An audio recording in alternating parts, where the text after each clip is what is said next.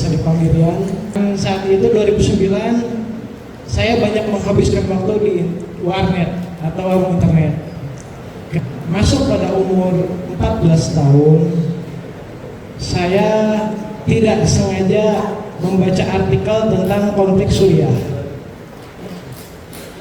Di situ saya penasaran apa yang terjadi di Suriah. Dengan artikel tersebut mengatasnamakan jihad. Disitulah saya mulai rasa penasaran yang sangat tinggi, karena kita di umur-umur muda itu sangat penasaran, ingin tahu dunia luar, karena masa-masa itu adalah masa mencari jati diri, dan semua itu saya lakukan secara mandiri atau otodidak.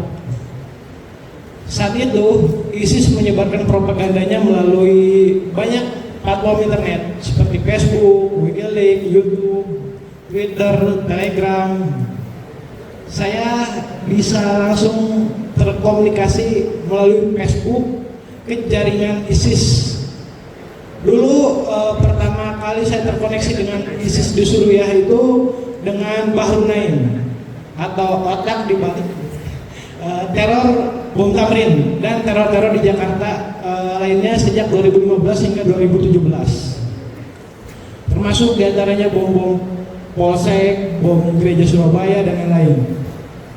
Disitulah pertama kali saya mengenal dan tergabung dengan kelompok ISIS. Kala itu 2014 ISIS mendeklarasikan negara Islam menguasai wilayah Suriah dan Irak dengan visi ingin menegakkan negara Islam. Padahal aslinya itu adalah kelompok teroris ekstrim. Saat itu ISIS itu memiliki pemahaman takfiri atau gulu berlebihan masalah takfir. Bahaya ini sangat beresiko gitu ya. Nah sekarang kelompok ISIS, kalau dulu itu ISIS ada wilayahnya, ada kekuasaannya, mereka mempropagandakan di media tentang kekuasaannya, tentang menegakkan keadilan, kata mereka. Hari ini kekuasaannya sudah tidak ada, amirnya tidak ada, pemimpinnya tidak jelas siapa, tetapi mereka masih menarasikan tentang bagaimana caranya membuat negara Islam, padahal negaranya sendiri tidak ada. Jadi target sasaran utamanya adalah kawan-kawan yang muda-muda untuk dijadikan target lone wolf atau aksi serigala sendiri. Tujuannya untuk melakukan aksi teror tanpa kawan-kawan semuanya sadari. Lalu pada tahun 2016 Allah Azza wa Jalla mempertemukan saya dengan Ustadz Jaki. Beliau, lalu setelah itu kita ngobrol, qadarullah, akhirnya saya diberi kepahaman bahwa dalam Islam itu ada kelompok Khawarij. Kelompok Khawarij ini kelompok yang telah keluar dari ajaran Islam dan mereka berlebih-lebihan. Atau kata Imam Syafi'i seperti panah yang melesat dari sasaran. Jadi mereka ini keluar dari ajaran Islam sesungguhnya, yakni seperti mengkafirkan semua saudara muslim, mentogutkan semua pemerintahan. Ketika saya mulai paham oleh beliau bagaimana kesesatan tentang ideologi ISIS ini, ideologi ekstrim, akhirnya sedikit demi sedikit saya mulai terpaparkan bahwa kelompok ini jauh dari yang namanya pembentukan negara Islam, jauh yang dari namanya menegakkan kebenaran dan keadilan. Bagaimana mungkin anak muda yang harusnya memiliki masa depan yang lebih cerah diajari untuk merakit bom, diajari untuk merakit senjata, diajari untuk membunuh orang lain. Padahal sejatinya anak muda itu adalah aset bangsa. Nah, oleh sebab itu kita harus sadar sedini mungkin, menghindari paham-paham takfiri. Syukurnya rekan-rekan sudah mendapat pendidikan agama dan insya Allah ini akan menjadi bekal. 20-30 tahun lagi negara ini berada di genggaman rekan semua. Jika rekan ingin jadi aparat, maka jadilah aparat. Jika ingin menjadi kepemerintahan, jadilah kepemerintahan. Jadi guru, jadilah guru. Jadi ustadz, jadilah ustadz. Cerdaskan bangsa kita semua. Jaga bangsa kita semua. Karena negara ini aku berada di masa depan ada di tangan rekan-rekan semua. Insya Allah. Ya, ini perkenalan dulu. Saya sehari-hari di dosen di Universitas Muhammadiyah Jakarta di Fakultas Ilmu Pendidikan. Ya, dulu alumni UIN. Nah, sekarang ngajar di situ. Ini kondisi di Suriah seperti yang diceritakan Mas Lia. Mau nggak kalian Indonesia kayak gitu? Enggak, benar. Nanti menuju Indonesia emas, tahun 2045. Usia kalian sekitar 40 tahun, usia emas. Kalau kalian tidak menyadari ada kelompok-kelompok yang ingin merekrut kalian, nanti Indonesia jadi begini. Indonesia emas berarti nanti kalian sekitar umur 40 tahunan. Apa yang dibutuhkan? Ya ini, kalian harus unggul, kalian harus pinter. Man arada dunya fa'alaihi bil ilmi wa man arada al-akhirah fa'alaihi bil ilmi wa man aradahuma fa'alaihi bil ilmi. Harus dengan ilmu. Terus untuk bisa Indonesia emas, bisa negara kita makmur hebat, itu kondisinya harus aman. Kalau kondisi yang tadi seperti Suriah nggak bisa. Terus masyarakatnya juga harus toleran, saling menghormati. Nah, terus untuk bisa jadi Indonesia emas, ini kita ini ada tantangan. Tantangannya apa? Kelompok-kelompok radikal, kelompok-kelompok ekstrim, kelompok-kelompok yang suka mengkafir-kafirkan orang. Ini menyasarnya kepada anak-anak muda, kepada santri, kepada pelajar. Lalu bagaimana di sekolah? Di sekolah juga sama, sering jadi kelompok-kelompok radikal itu menyerangnya ke sekolah supaya dapat anggota baru.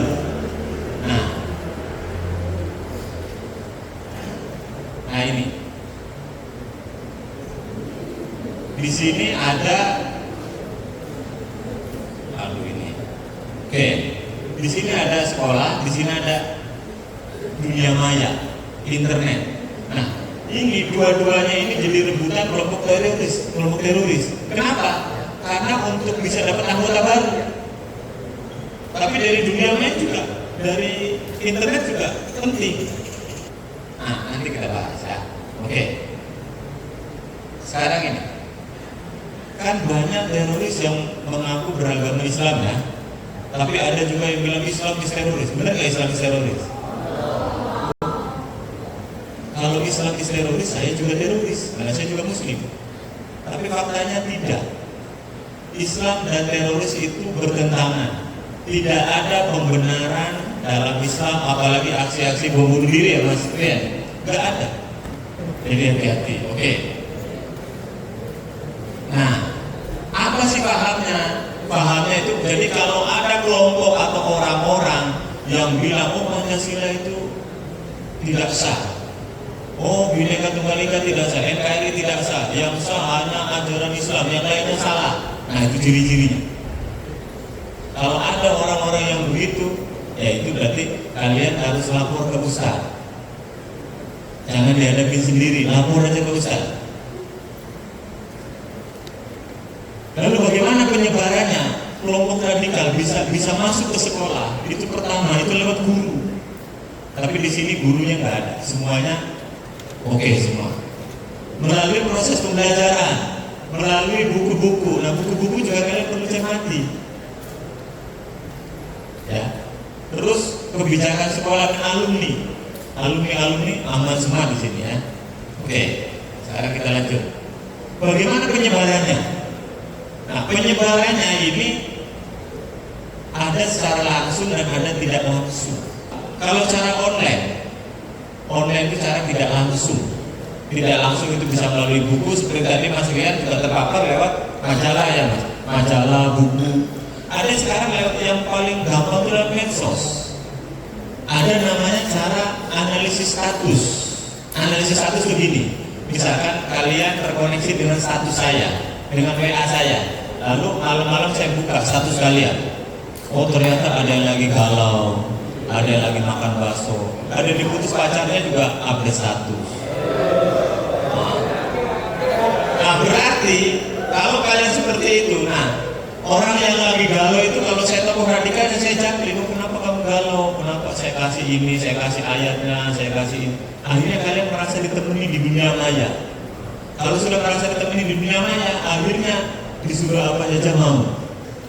Nah kenapa sih nyerangnya pelajar? Kenapa nyerangnya pelajar? Kenapa bukan petani? Kenapa bukan yang lain? Karena ini kelompok pelajar atau santri itu dianggapnya kelompok yang rentan. Rentan apa? Mudah dipengaruhi. Terus yang kedua, wawasan kebangsaannya masih dianggap mudah dibelokkan. Terus kenapa? Karena mudah dihasut tentang agama. Nah, bagaimana kita mendeteksi orang itu radikal atau tidak? Nah ini, kita bisa deteksi dari pahamnya, dari pikirannya. Ya. Terus dari sisi sikap, kalau ada orang yang menjelek-jelekan orang lain karena berbeda, lalu tindakannya suka men-sweeping gitu, suka kekerasan. Nah ini, jadi orang yang pemahamannya begitu, sikapnya begini, terus sama tindakannya, berarti dia bisa radikal, bisa dikatakan radikal. Jadi radikal itu jangan dilihat dari ciri-ciri fisik. Jadi kalau kembali tadi ke teroris itu virus. Jadi sekali lagi, kalau ada orang yang menyalah-nyalahkan pemerintah, menyalahkan orang yang berbeda, mengkafir-kafirkan, laporkan saja ke ustadznya ya. Laporkan ke ustadz. Oh berarti ini nggak benar nih, ini nggak benar. Lapor ke gurunya, lapor ke ustadznya. Bagaimana kalau ustadznya ada? Ya lapor ke ustadz yang lain. Lapor ke kepala sekolahnya, lapor ke Pak Yai. Itu jangan dibiarkan, karena itu bisa virus, bisa jangan-jangan nanti orang-orang seperti itu bisa membenarkan aksi-aksi kekerasan, dan aksi kekerasan dalam Islam dilarang kan? Ya, setuju semua? Oke, jadi sekarang saya no to teroris. Akar persoalan radikal terorisme dimulai seperti contoh yang diucapkan oleh Mas Rian, ingin mendirikan negara Islam. Jauh-jauh ke Suriah ingin mendirikan negara Islam, mengorbankan harta, jiwa, pikiran, nyawa ke Suriah. Tujuannya mendirikan negara Islam. Mari kita studi. Saya tanya, apakah di dalam Al-Quran yang 30 juz itu ada ayat yang mewajibkan seseorang mendirikan negara berdasarkan Al-Quran hadis? Iqamatud daulah, mendirikan negara wajib harus berdasarkan Quran dan hadis. Ada nggak ayatnya yang menyatakan itu? Sekarang Qurannya tidak ketemu, hadis ada nggak hadis? Di Banten ada ulama internasional terkenal, Syekh Nawawi Al-Jawi Al-Bantani, kelahiran Tanah Arab, Serang. Ratusan kitab yang dikarang oleh beliau. Coba kitabnya dibaca, ada nggak bab yang menyatakan khusus wajib mendirikan negara berdasarkan Quran dan hadis? Kita lihat kitab-kitab fikih, Fathul Mu'in misalnya, Fathul Qorib, Riyadul Badi'ah. Misal contoh, di awal babnya bab toharoh, bab istinja, bab sholat, bab zakat, bab puasa, bab muamalah, bab haji, bab mu'alah, baru terakhir bab jihad. Tidak ada bab iqamatud daulah, wajib mendirikan negara berdasarkan Islam. Indonesia proklamasi 17 Agustus, Pancasila, Undang-Undang 45 sepakat negara berdasarkan asas kebangsaan, bukan atas asas negara berdasarkan Quran dan hadis. Maka fikih mengatur ada pasal tentang bughad, maka siapapun yang melanggar kesepakatan yang telah disepakati, maka dia adalah dihukumi bughad. Bahwa kesimpulan dari yang pendek ini, Quran dan hadis tidak ditemukan perintah wajib mendirikan negara berdasarkan Quran dan hadis. Para ulama pun tidak secara spesifik membahas hal tersebut dalam kitab-kitabnya. Dan jangan khawatir, adik-adik semua belajar yang baik. Kitab-kitab ulama-ulama Ahlussunnah wal Jamaah, Madzhabul Arba'ah itu menjadi pedoman untuk kita.